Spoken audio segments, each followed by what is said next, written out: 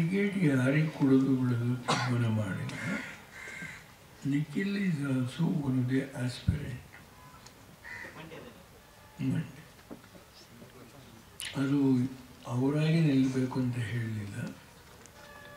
ಅಲ್ಲಿ ಜನ ನಾವೀಗ ಶಿವರಾಮೇಗೌಡರಿಗೆ ಗೆಲ್ಲಿಸಿದ್ದಾರೆ ಈ 4-5 ತಿಂಗಳು.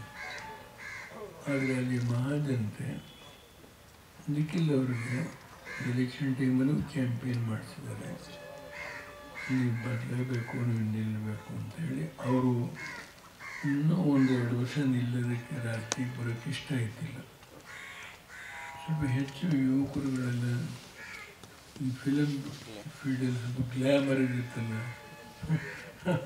ಬಂದವ್ರ ಮೇಲೆ ಒತ್ತಾಯ ಮಾಡಿದ್ದಾರೆ. ನಾನು ನಿಂತ್ಕೊಳ್ತೀನಿ ಅಂದರೆ ನಿಂತ್ಕೋಪ್ಪ ಅಂತ ಹೇಳಿದ್ದು ನಿಜ. ಏಕೆಂದರೆ ನಮ್ಮ ತಾತ ಪ್ರಜ್ವಲ್ ಮೇಲೆ ಆಸಕ್ತಿ ಇದೆ, ನನ್ನ ಮೇಲೆ ಇಲ್ಲ ಅಂತೇಳಿ ಈ ಕೊನೆಯ ವಯಸ್ಸಿನಲ್ಲಿ ಅಕ್ಕಪಕ್ಕ ಸತ್ಯ ಹೇಳಬೇಕಲ್ಲ.